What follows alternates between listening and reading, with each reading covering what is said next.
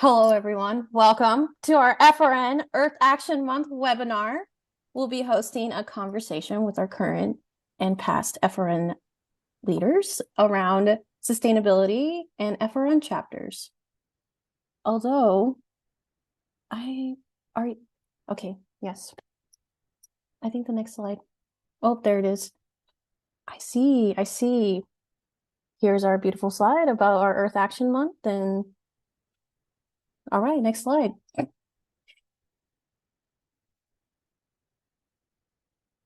Okay, before we jump into the conversation, we wanted to highlight our next webinar in the series, and that's going to be next week on April 29th at 6:30 p.m. And it's going to be around our advocacy hour, action advocacy hour. And that's what I got. I hope you'll follow us on our Instagrams and keep up with our conversation, because we also will have another webinar on futures with FRN and your career. Okay, to begin with, I am Fran Alvarado, and I am the Program Associate for Food Recovery Network. I have been on the team for 1.5 years, almost 2 years, and it's been an honor to watch the growth and impact in this last few years. In fact, I'm actually so excited to talk with these two chapters, because they have really impacted how I think about sustainability in FRN chapters, and I can't wait for them to share their experiences with you all here attending and in the future when you watch this.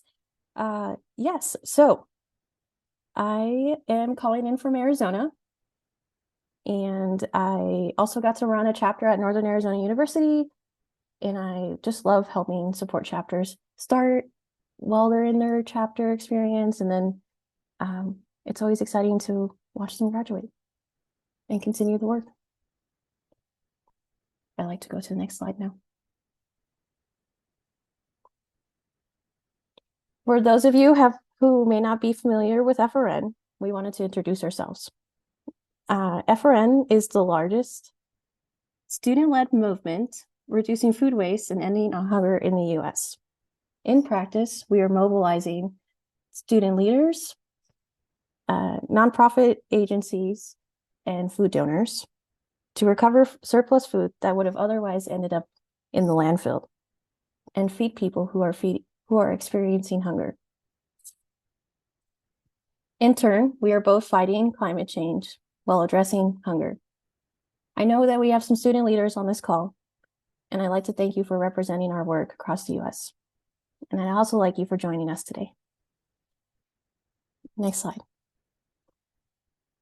Okay, I also wanted to take a second to read this acknowledgement that we have here at FRN. And I'm going to pull it up on my screen so I can see it. But yes. Whew. I just wanted to ground us, and we do this by reading this acknowledgement. Food Recovery Network recognizes that food security, economic security, and climate justice are inextricably linked in racial equality, and achieving progress in any of these areas depend on addressing the root causes of these inequalities. FRN is committed to racial equity and inclusion through all aspects of our organizational development and programming. We respect, welcome, and encourage the contributions of all individuals, creating diversity of race, color, ethnicity, ancestry, national origin, religion, age, sex, sexual orientation, general identity and expression, marital and family status, language, mental or physical impairments and disability, military status, economic class, immigration status, foster care status, body size, criminal history, and other characteristics that are often used to marginalize individuals and communities. We acknowledge the land on which our headquarters office resides. It's inhabited by the Kingwan Pasquaquoddy clan, also known as the Pasquaquoddy Coin clan. I am very sorry for mispronouncing, but we do recognize that we are on their land, and we do pay tribute to them. Anyways, who are the traditional inhabitants of the lands and waters long before we arrived, and continue to reside here. To learn more about the tribal lands on which our chapters reside, please visit this website. We ask you to honor this beautiful land by joining us in committing to sustainable and promoting environmental well-being for everyone to thrive. Cool. Okay, I'd like to go to the next slide now. And I'd like to introduce our panelists today. And we'll start with Nikki and work our way to the right. If you could tell us where you're calling in from, your name, your pronouns, and your title. And then we'll get right into our discussion. And just for fun, can you tell us what your position was in your chapter or what your position is now in your chapter? Hi everyone, my name's Nikki Kakuza. I'm calling in from New Jersey. I was president of the Montclair State chapter, and currently I am a community outreach specialist at RWJBH.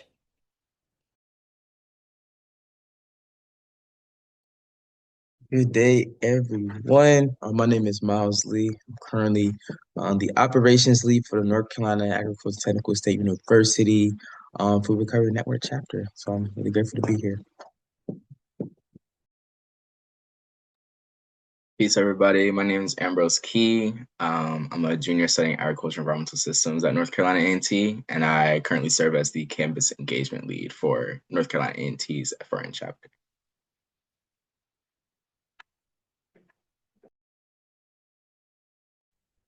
All right, that was great. Do we have any questions from the audience before we start? No, not currently. I would say go ahead, Fran. Do you want me to keep sharing my screen, Fran? Or we can exit out, either way. Is there, you could go to the next slide if you like. Yeah.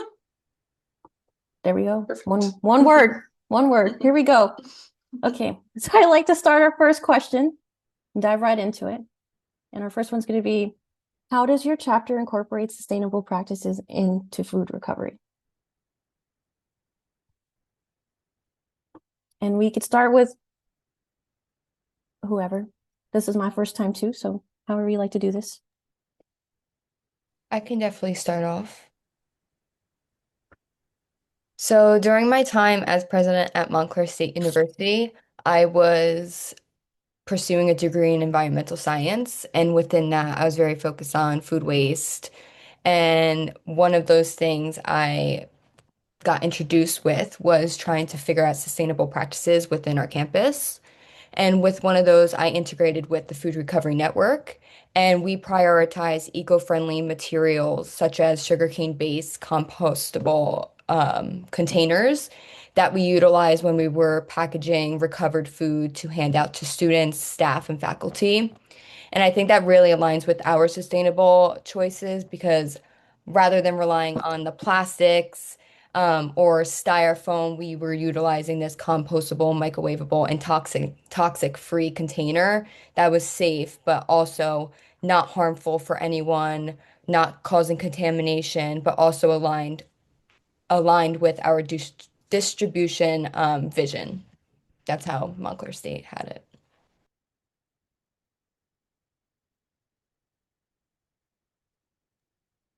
I'll go ahead and share for the NCAA chapter, and similar to Nika, we started with the thought about like what would sustainability look like for our chapter. And luckily we had the advantage of being able to talk with Fran and just kind of like, utilize her experience working with different chapters and just see what other chapters were doing. We knew what would work for us based upon also the amount of people we had. So it first began with understanding like, okay, who are we going to be partnering with and how far is our partner going to be away from campus, right? Because a core component of, sustainability is also the people, right? It's going to be actually, that's the core component is going to be the people, and then how far we'll be transporting this food. And so once we were able to talk to our partners and see, okay, they had the ability to wash, they had the ability to clean everything. So I was like, okay, well, maybe we don't just go with to-go containers. Maybe we're actually able to go with, stainless steel pans. And so that was the choice that we did to go ahead and get our chapter started. And then utilizing those stainless steel pans, we're able to go ahead and collect our food, cover it up, put a top on there, drop it off. We also serve the food as well. And then they go ahead and clean the pans after us, and we go back and we pick those pick those pans up. And so it does cost a little bit more to utilize those pans initially, but it's only like a one-time cost that we incur to try to really incorporate sustainability as a core component.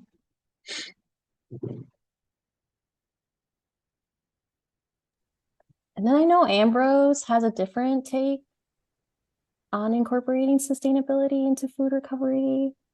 And I'm really excited to hear about like your coalition building and relationship building and what that means for sustainability for your chapter. Mm. Um, I want to add on to what Miles said, actually. We also serve the food to the members of the organization that we partner with to deliver the food. And on this, whenever we serve the food weekly, we make sure we're using oh gosh, compost. Wow. Compostable. Sorry about that, y'all. Compostable materials used from bamboo to serve the place that we give to them. Now, Fran, what are you referring to whenever it comes to my difference in approaching sustainability? Well, because well, you guys are talking about integrating food recovery into your like operations, your green climate action plan and your green Mm, fund proposal. mm, That's like, yeah, I know that's like yeah, a bigger from a step, yeah, but it's definitely, definitely. super sustainability and that extra step. So incorporating sustainability into your food recovery efforts, fantastic. And then you're the extra layer of Yeah, we definitely see the beauty in being able to implement more like larger sustainability practices around campus. So through our work with FRN, we've been able to connect with our local or our on-campus food pantry and also a lot of organizations around campus that may be trying to, I guess, just put a little spotlight on sustainability. With this, we've began talks of starting a sustainability committee at North Carolina A&T and also beginning to implement a green fund or sustainability fund that we notice a lot of chapters around the nation have as well. That may not be related to Food Recovery Network, but just using our platform of Food Recovery Network and sustainability, we're implementing or we're talking to the people that we need to talk to implement that into North Carolina A&T as well. so amazing. I think we're going to take it of a next step in this question, and that's going to be what other ideas have you incorporated, or what other ideas do you want to what other ideas do you have to incorporate more sustainable aspects into your programs that you haven't pursued yet? Do you got dreams? What's NCAT's future? Montclair, when you were there, how, yeah, what do you have any tips on what they could pursue for your chapter for Montclair? And then NCAT, like, what's the dream? Well, I would definitely say after Ambrose said that, I wish I thought about that because that sounds like an awesome idea. Um, and I definitely like the reusable containers, so it's not much waste going out. So I think in that, I think if I was still president, I would kind of utilize that idea that you just said, Ambrose, and also thinking about like reusable transportation materials, so like more concrete bins rather than just aluminum pans constantly going out. Um, I even think what we did that other campuses can do was while we did our FRN recruiting and such, I still went out to these organizations and did an educational component focused on the food waste and the sustainability. So at that point, you're also educating other people before coming into FRN. And I feel like that aligns the whole mission of FRN and hopefully also gets that word and that focus out to other campus organizations to partake in similar efforts, or even just like the staff and the faculty. Fran has mentioned, and during my time, we had a amazing opportunity with the local news um, student who was able to interview FRN around our sustainability. And from what I'm understanding, that kind of got word around through other chapters. So I think definitely once you start and you put your head to a mission and you work around your current programming around whatever vision, whether it's sustainability or food waste, food insecurity, that people will see it and like the the impact that you're making on people's lives does not go unrecognized. That Just story, a I, question for Nikki, actually. How do you all go about recruiting other people like into FRN, and what does that look like once they're recruited? Yeah, of course. So previously I spoke with Miles about this, and a lot of community organizations on campus required volunteer hours, such as even dietitian students, part of the dietitian program required hours, or we had Bonner Club, which they required volunteer hours and actually had to do a focus project each semester where they chose one issue on campus and they worked around that. And in fact, by us connecting with those organizations, we were able to actually have an organization choose their focus point on food waste and utilize us to leverage that. And that actually went out to the president of the university chapter. But long story short, I went to these organizations, I presented it and offered, please join us, even if they just want to watch. I think that's a big thing. I think sometimes people don't want to commit because obviously school's a big thing. You have your personal life, but once you see it, then you actually see the mission of it and you're like, wow, I need to be part of that. So getting out there, even social media, I was nonstop DMing people being like, hey, I saw you just committed to Montclair State University. Like, here's who we are. We would love to have you come out. And it's just like those extra steps to kind of get people to know who you are, but also be like personalized with it. Oh, that's beautiful. You spoke on implementing into a lot of organizations' goals. We at FRN in CAT, we're trying to get involved with the people that just got into new SGA elections or SGA positions. So making sure that their initiatives either align with sustainability or maybe they can add some type of sustainability aspect to their initiative. So um, my friend actually just got a Mr. Senior position, which is basically like the volunteering face or like community service face of the senior class. And he's wanting to involve more like off-campus volunteering opportunities and go to other campuses and things of that sort. So we really look forward to, and this also goes in with like ultimate goal. We really look forward to starting other FRN chapters at historically Black colleges and universities, just because we know that a lot of HBCUs are in food insecure areas, which was part of the reason we started our chapter, but we'll get to that. But yeah, being able to implement more sustainability practices at other HBCUs in North Carolina is part of our larger goal as well.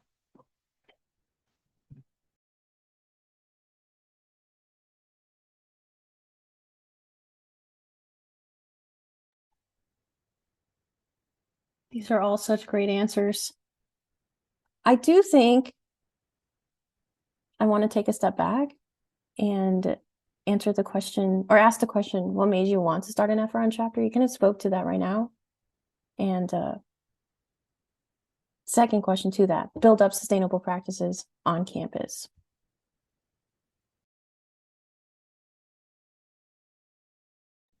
I'll go ahead and begin about sort of what made me want to start an FRN chapter. Well, it was quite a journey getting here. I will say to begin with, because it initially started with me wanting to bring about a composting program to the university, right? And so, we were big on like, oh, we see this waste coming from the farm. We see we have space to compost, and like, let's go ahead and get compost. And there was a lot of energy that was placed behind trying to bring this whole university supported composting program. But then it was actually a professor of mine that said, make sure to not forget about recoveries.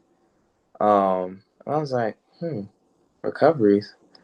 What do you mean? And so that kind of that spiraled me a little bit because it kind of seemed like why didn't I think of that? Like, why didn't I think about before taking this food to like, make soil, which is really important because we need more soil. And that's also feeding people. What about making sure that people are getting fed first? And so that did allow me to kind of step out of the composting, driving for that composting and put me back on the path. Okay, let me actually go to recoveries and the recovery got a lot more buy-in from the university. They were a lot more in support because they could see the direct impact. There was less overall like costs associated with it. Also, FRN provides amazing grants to the chapters to get them started. So we're really grateful for that.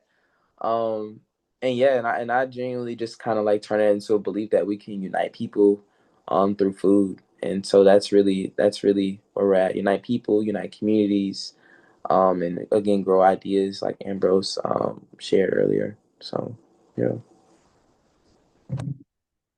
I will definitely say that starting the chapter and university seeing the money that it saved definitely helped. But similar to Miles, I was kind of on the route of trying to find an organization to be part of that fit like my environmental background, but also my community-centered mindset.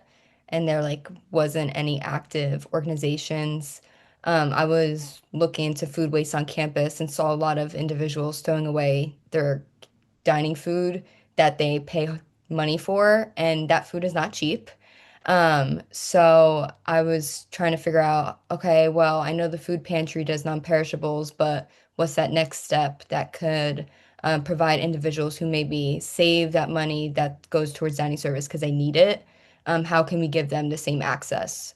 And that's kind of where I met with the food pantry. I sat down with the dining services and said, this is what we're going to do and this is how it's going to help our students, but not only our students, but the faculty that you guys pay. Um, and it kind of just all fell into place seamlessly. And yeah, now the FRN chapter is still thriving. They have an amazing team. From when I took it over in like 2023, I believe it was myself, and now that organization is over like 60 members. So I'm very appreciative of my time at FRN.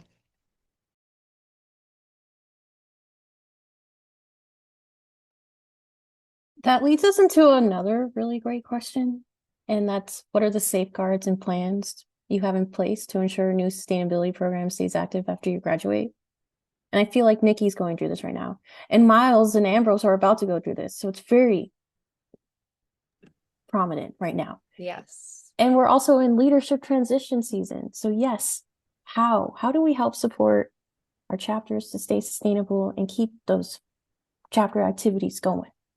So I think that was definitely a big worry in my head when I was graduating, because I'm one where it's like I take leadership, so I know how everything was going, and passing that torch down is kind of scares me in any situation. So to kind of ensure that the processes were going to run smoothly, the first thing obviously is that leadership change that Fran you just mentioned. So to kind of prepare that, I created a like standard operating procedure document, whether it outlines scripts for outreach, equipment lists with the actual links to it that we utilized, any partnered organizations and the contact information we had for it. So just those little things that can make the newer president or executive board easier.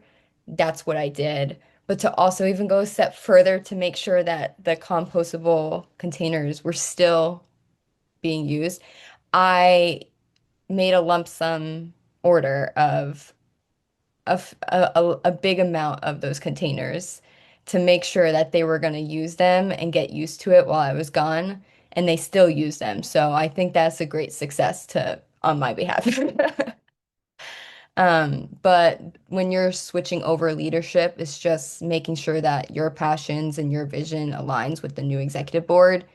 Because the last thing you want is, let's say, you just establish this whole organization based on sustainability and someone else who may not have that same vision comes in and disrupts it. I think that's the last thing that you want to see, especially after you graduate, because there's nothing that you can do at that point. Yeah.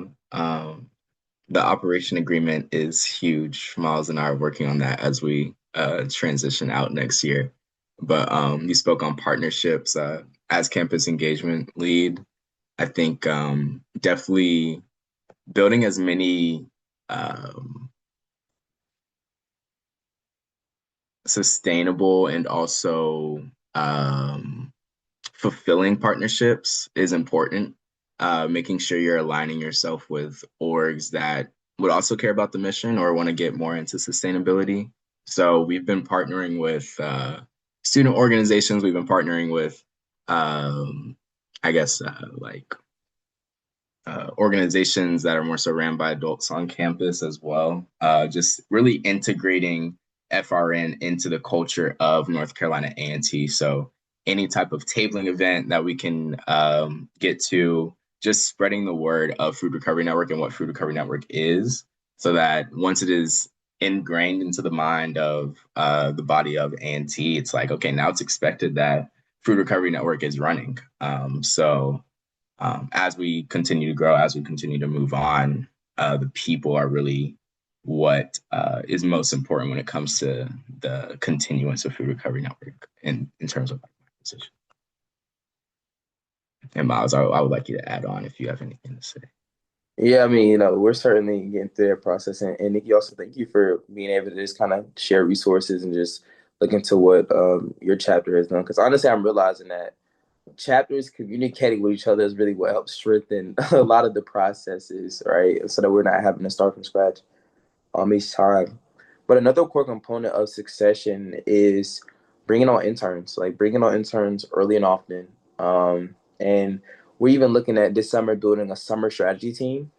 So for students that are interested in FRN that came and volunteered with us and just want to kind of give their ideas and just give their experience on what it was like interning or just showing up to recoveries. And we're just going to take all of that feedback and really build out our year ahead. So interns, summer strategizing, and connecting other chapters is all crucial to adequate succession planning. So I guess that leads into our next question, which is going to be what are the long-term impacts on your campus to making these changes? Like, I guess for NCAT and for Montclair too, I think maybe grounding us in what your efforts look like on campus could help. Like where you started and like your first semester to what you're doing now, your expansion, and then if like in the future, in a world with no walls, what would it look like? How much would you be recovering? Would it be integrated into your food? Would your food donor be doing the work? I don't know. It's your answer. I'm just, what is the future? And I'll go ahead and give you the NCAT FRN story. Well, we started the initial conversations and got the buzz going in April 2025. So last year, just literally almost actually almost a year ago today, it started with literally just three people really just believing that we could do this together. And we had those conversations over the summer. We talked to Fran. We talked to the cafeteria. We had these several conversations before it actually began.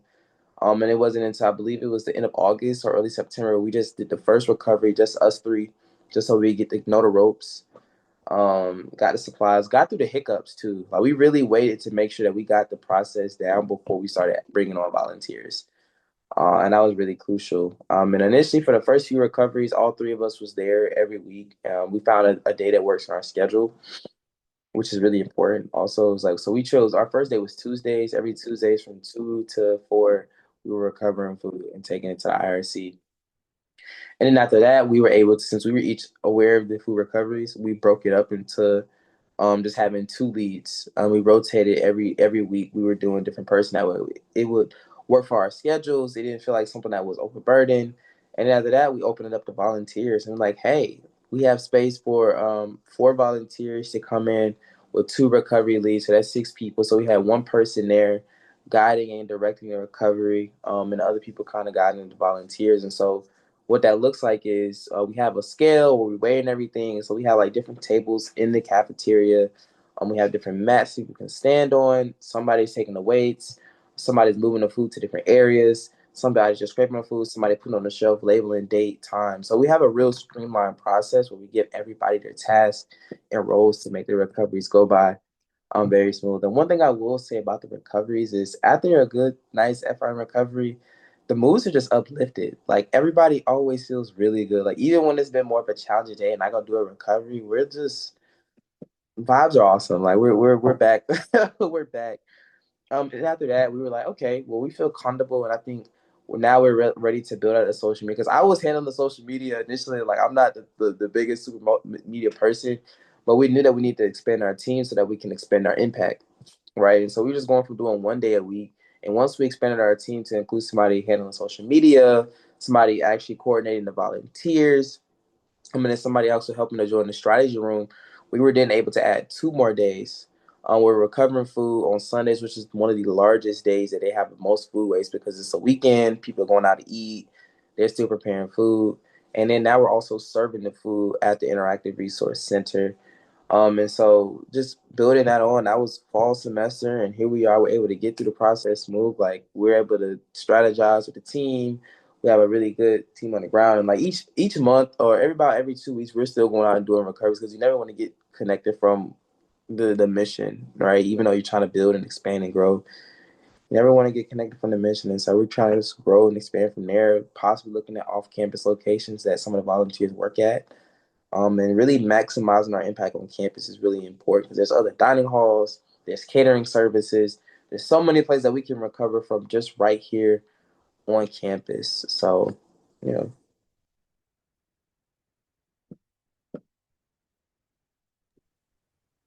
We started similarly. So when we began the recoveries, we had everyone, I like to call it Chipotle style. So like how you go into Chipotle and you tell them I want pork rice, it's that same format. So we had each person at their own tray and we passed down the container and everyone did it. And we also had individuals who did the labeling and the stocking at the same time. So it was that seamless distribution like Chipotle. And so when we were doing that, we were putting it into the food pantry on campus. And I think that how you're saying about the long-term impacts, Fran, from starting off that, we were on campus. And now what I'm seeing is that the current chapter now also added additional recoveries for off campus to our local community fridge in Passaic, so that they're also serving individuals through Essex County, which is a food desert. There is food insecurity within that. So not only are they meeting the needs of college students, faculty, professors, but they're also meeting the needs of community members in Essex County as well. So seeing those long-term impacts exceed offside of the university campus was definitely something I was so happy in seeing.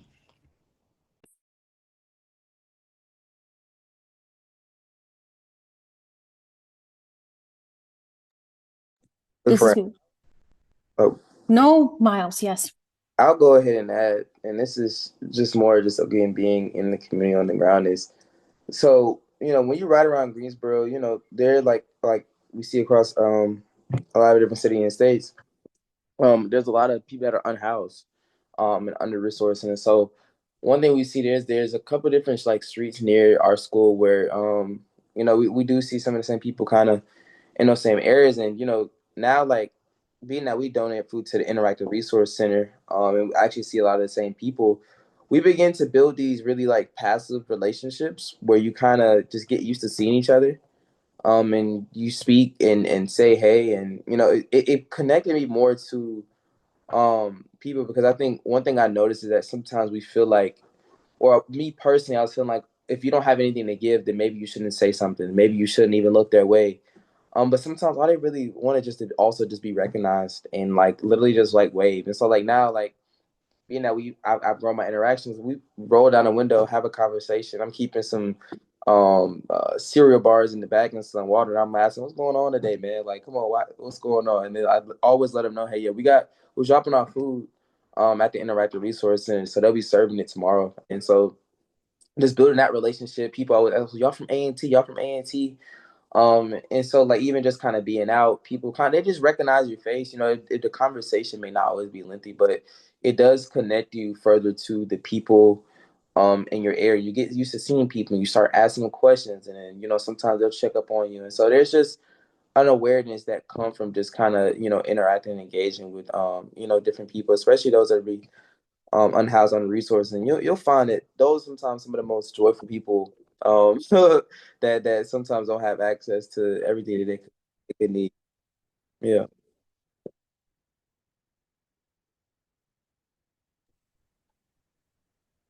That was amazing. I love that answer, Miles.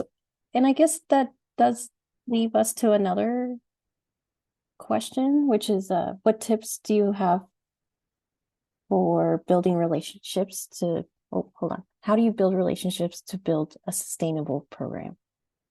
I guess like, yeah, what tips do you have to build relationships? Miles kind of talked about that, but yeah.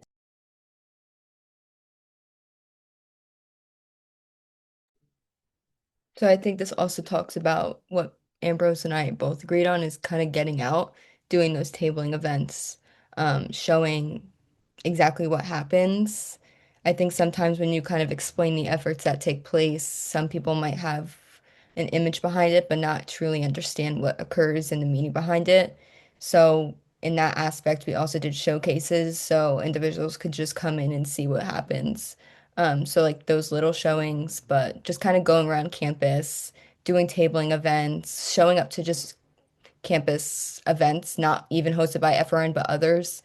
That's a great way to connect with other people. And social media, like Miles said, is a good way to amplify it, whether it's Reels, TikTok is a big thing right now. So even going through that, and partnering on events with other organizations as well is a great way to kind of get FRN out there, but also build trust with people who are in other organizations.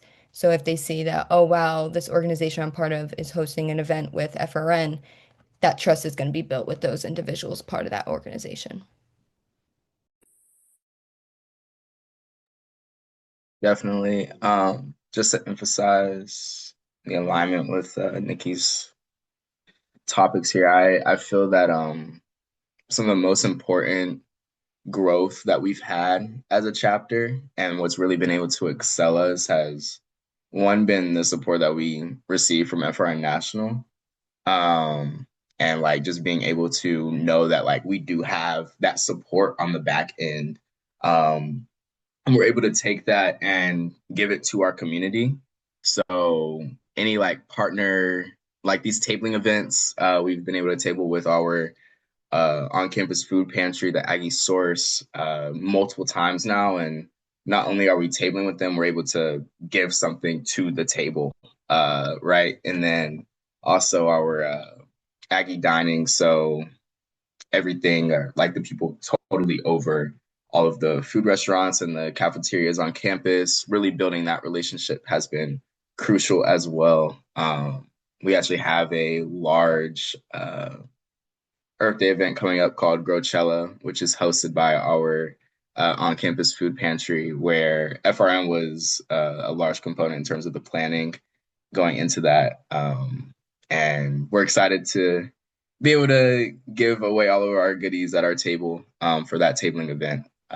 So definitely honing in on those campus resources, but being able to give something to those campus connections from the support that we get from FRN has been huge.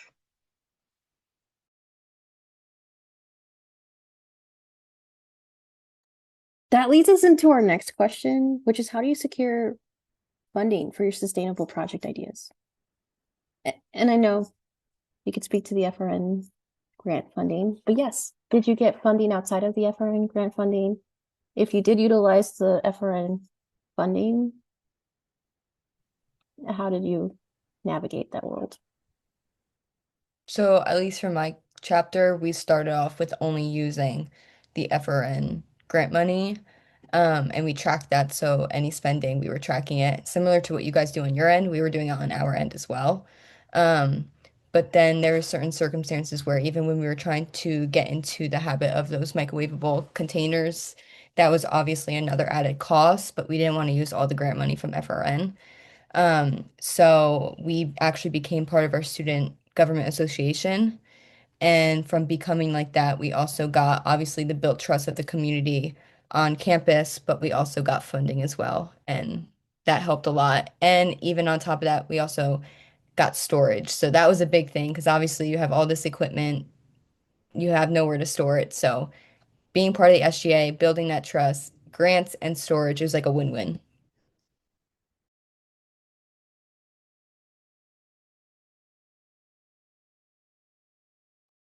That's huge. How did y'all like kind of define yourselves under the Student Government Association? So there was like a whole application process. We had to submit it. Um, basically, what the mission of the campus organization was, how we're contributing to the campus, is there volunteer hours available? So it was like those basic application, like a job application that you just submitted. And luckily, we were approved, and we became one of those student government associations on campus. So.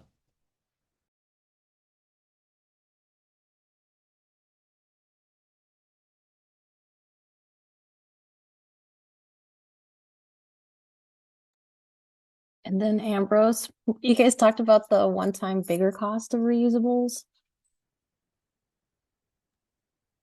Yeah, Miles was speaking on that earlier, being able to get like that initial reusable pan buy-in was pretty crucial for our starting days. And we actually got the exact same pans that our cafeteria uses. So anytime that we may be running low on pans, like say we had a really big recovery just a few days before we have another recovery and running low on pans, we can really just interchange with our cafeteria, which is really perfect. And that comes from building the trust and building the relationship with the chefs in the kitchen as well. So that was a really great first buy-in from us as well.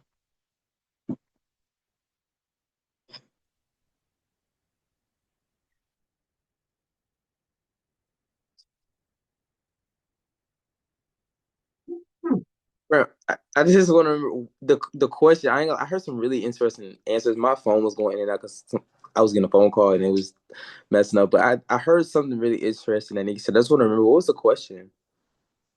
No worries. We're talking about how did you secure more funding for your sustainable project ideas? Do you remember when NCAT had that? You guys had a really big purchase, and you were at the end of our fiscal year, and then you were able to get more funding through but then you kept expanding. So it's just like you just speak to how you get more funding to do the things you're doing. No, certainly having a plan in place and communicating early and often with Fran and the FRN team is really crucial. Like even when we're getting grants, I let them know, hey, this is what we're using this for. Instead of just kind of just throwing out, hey, we need this, we need that, but like everything is to grow FRN. And speaking of growing, like this Wednesday will be since we've really been building our partnership. Honestly, I'm a shout out to Ambrose because he's been real crucial in building our campus partnerships. Like serious, like you talk about a campus engagement. Like Ambrose is the epitome of campus engagement. So through that, we're going to be able to be a part of like the largest Earth Day event on campus, which is our Growchella. And so, events like that, we had great support from FRN because that's going to be hundreds of students becoming aware of FRN. And then we're going to be doing a survey about sustainability, about potentially a sustainability committee, about a sustainability fee, because although we've been trying to push for office sustainability, what our university told us is they want the data. It could be a great idea, but they want the data to know that the students want this. And we know the students want this, but we need the data to back that up. And so those are just kind of some of the ways that we're trying to leverage both, utilizing the FRN resource, but also trying to build institutional support for not just food recovery, but just future sustainability projects on campus. And Nikki, earlier you talked about, SGA, and being a part of FRN has given me just so much vision in terms of like when people get into government, like what they're actually getting in there for. Like they have a reason to pull these different funding levers, have a reason to break down certain barriers. I have a reason or something to actually push that students want beyond just, hey, beyond anyone else campaign, we have a real thing that we're trying to address here. And that's trying to make sure food is not being wasted. Food is getting to where it needs to go.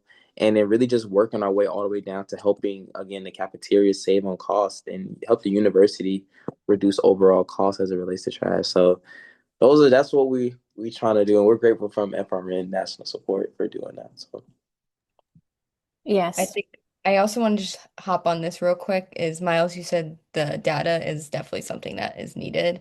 I even think like FRN, we supply our weights and everything to you. So that's already tracking data that we at least for myself, I utilize to give back to the institution or our partners. We had like a running list or Excel file, whether it was shared with the president of the dining services, individuals who ran the pantry. So as we were logging it, they were actually seeing it in real time, the data. Um, I wish something I was able to do, which I got the experience after I graduated, but is like building a dashboard that automatically loads it in, so that they could just constantly reload it. But too bad I got that experience on how to do that after I graduated. But that's definitely something that could even set you guys even further apart as an FRN chapter, having like a Power BI dashboard where it auto-populates. So let's say they're in a meeting and they're talking about campus organizations and how they contribute as a whole. They could even just pull up and be like, this is FRN and this is how they are helping like live. So even setting that data apart from others, I think is important as well. We have a question in the chat. It's from Cooper. Villain. Oh, wait, hold on. Let's see. Okay. This was touched on briefly, but what were some of the ways you guys maximize the efficiency, productivity of your efforts? Something that I'm trying to work on our chapter for Villanova is figuring out how we can work as efficiently as possible so we don't stay super late after the dining hall closes.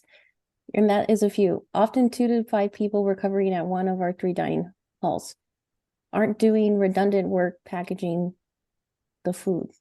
I wanted to see if there was more improvements or systems that you guys have in place to improve how you package and recovered food so we can make the most impact possible. On top of that, if you guys could uncover a little bit more about what your recoveries really look like, how many people do you typically have and when? Real That's a good quick, question. I'm so sorry. It's because Miles or NCAT has a video, so I'm gonna go find that on Instagram. But it's a 1-minute video of how that works. And then yes, take it away. I think that's definitely a good question. When I first started, it was, I'm not exaggerating, like how Miles said it, like 3 of us, and we were there for 4 hours. And that's not efficient because we all have our own lives, schoolwork on top of that. So once we started recruiting, getting individuals in, we were actually having 10 per recovery. We didn't cap it at anything because the more the help, the better it was for us. But that Chipotle style, that really helped the efficiency go because each person was assigned tasks. No one was maybe doing double the work and it was setting us behind. So that definitely helped in our efficiency. And just like communication, doing like training procedures helped. And I saw that you mentioned like your dining hall closes. I'm not sure if other campuses do this, but I know some utilize their dining services kitchen, but obviously that causes time constraints. So rather than going through that, I actually met with one of the dorm advisors and we actually were using their kitchen in the dorm hall because they had those available. It was fully equipped, had everything, an oven, but it was open basically 24/7. So we didn't have to worry about anything closing. It was accessible. Students just came right down from their room, packed, and then went right upstairs. So it was convenient for everyone. And it wasn't like a 15-minute walk across campus. They just came right down the stairs, and that helped with efficiency. What North Carolina A&T has noticed is so we work during operating hours of the kitchen, so we're in there with the chefs and the other cooks, which has also been really nice for building relationship. Miles, I forgot to mention we did get invited to a family relative or mommy's family relative's Nigerian wedding, so that will be pretty fun. But in terms of like efficiency, uh, we noticed that having too many people in the cafeteria can hurt us a lot because it's a really cramped space in there. So having 2 leads that know exactly what a recovery, like what a perfect recovery looks like, and knowing what goes into a perfect recovery, getting the scale early, getting the food early, getting the just getting those roles established, and then having those volunteers come in. Also, the volunteers understand got to stay within 2 hours for food safety. But yeah, having those volunteers come in and having their roles like already set out. So like there's really no type of discussion like, hey, thank y'all for volunteering with us. Brother, I'm gonna have you doing the food packaging over here. Got two sisters going food packaging over here. We usually have another lead doing the scales and like the temperature, the weighing, and the timekeeping. And then we have someone usually like kind of floating and making sure everything is staying in order. And also like taking away dirty dishes and putting the food down as well. Um, so really just establishing those roles and establishing like what a good recovery looks like in the head of the leads that are repeating like every 2 weeks, as Miles said, has really helped with our efficiency. And so to like even further summarize it, really build out a team. Like build out. We identified that we would need about 4 to 6 leads, is what we like to call them leads. Leads are people that are really well trained in how to do recoveries, because we have experienced those really exhausting recoveries where it's just like, that was a lot. And that sometimes came from an inefficient system, right? And so build the expertise on the team. And if you see a volunteer that's really consistent, bring them on and train them as leads. We like to be bringing out, we say 3 recoveries help somebody become pretty much a lead in terms of like how recovery functions. You have to show them, put them in the weighing, put them in the packing of the car, put them in the drop off, like really get them in the seat of the recovery. That's really, really crucial. And establish areas. Okay, so this person is gonna be putting wrapping the pans. This person is gonna be filling this. Like have some people just staying where they are, and somebody bringing them food. Just bring them food. Bring them food. Like you really want to make sure you have like an assembly line, like Nikki talked about the Chipotle style. Really have that set up, because what we found is the most efficient way is one person weighs, and the person that's weighing can just keep weighing, because they'll weigh and done, weigh and done, weigh and done. Once they get done weighing, they can go ahead and help start packaging and labeling, right? So you want to make sure that food is getting weighed and the temperature is getting recorded, and that's done. That's the first thing, because we've gotten our recoveries down to, Ambrose, would you say maybe about under an hour? I would say like the larger, like if we're getting like a larger intake, I would say like an hour 15 at the max, really. Yeah. And we know that 2 hour mark, well, we really try to always make sure pay attention to that time, because we got to stay under that 2 hour mark, especially with the temperatures that we're dealing with. Because I mean, we're dealing with food that has been refrigerated, but we know that, hey, the temperatures are warming up. We got to get this food moving any faster. And so we got to get the food moving. But yeah, having areas, defined roles, that team is really going to make everything much smoother. But I'm really hoping, because I imagine Villanova has a really huge cafeteria, and I'm really curious, and I really want to know more. Like, I really like want to talk to you kind of one on one and just understand what that experience is. It's like, show me the pictures of the recovery space. Like, I want to see it all and just figure out how to help make FRN thrive at Villanova. That's awesome, you know. Yeah, great question, Cooper. Cooper, if you want to email programs@foodrecoverynetwork.org, and then I will CC you on an email with Miles. Miles, thank you so much. I can't thank you enough. And Ambrose and Nikki, fantastic leaders. We're almost at our time. Do we have any last minute questions? And if not, I think we can end this series/webinar by some, I guess, tips and advice from our chapter leaders on how do you overcome challenges to continue your work, or just advice in general on how to build sustainability. You know what? This is yours. Advice, sustainability, leadership.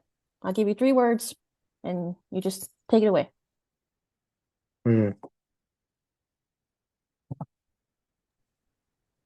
I can get us rolling. Honestly, just kind of summarizing the theme that I've seen throughout this panel is really just building relationship. I would say like any challenge that Miles and I had was really cleared over with add to our team to like help us out with this and to kind of like ease the weight off of us as well. Like, don't be afraid to ask for help is huge. And then building those relationships with also those partners as well. So like constant communication with them, um, seeing like where the two parties align. I think I would say those were the most important things for us. I think also, obviously, we have two different chapters here. Villanova said theirs, but some things might work for one campus, but might not work for another. So, not letting that discourage you. You just kind of have to like test and adapt and see what works for your campus and kind of defining like who do you want to help and what you're able to do. Off campus during my time was not applicable, but maybe now they are able to do so. Maybe they built it. So it's kind of just like testing and adapting, do your research, understanding what works, what doesn't, and just connecting with other FRNs, I think is important. Like Miles, we connected him with the new president at Montclair State. So having those relationships, like Ambrose said, I think is important as well. Mm. Man, no, y'all said some really great things. I was looking to see what three words I could try to put out there, but stay excited about it. Like stay excited and remember what you're doing. Like through all the frustrations, um, just remember that you are helping to make sure that food is not going to the landfill and it's going to people. And just remember that sometimes we're having to create better systems than the ones that exist before us, and that takes works. That takes a different thought process. And we're students on top of that. So when you feel that pressure, when you feel that way, remember that, and remember that um this wasn't happening before you decided to start it. So you're literally starting from the ground and building something that's going to be better and that's going to last beyond you. But take your time, build a team, lean on others, and email Fran. Email FRN and let them know what's going on. So yeah. I'm incredibly proud of all of you. Thank you.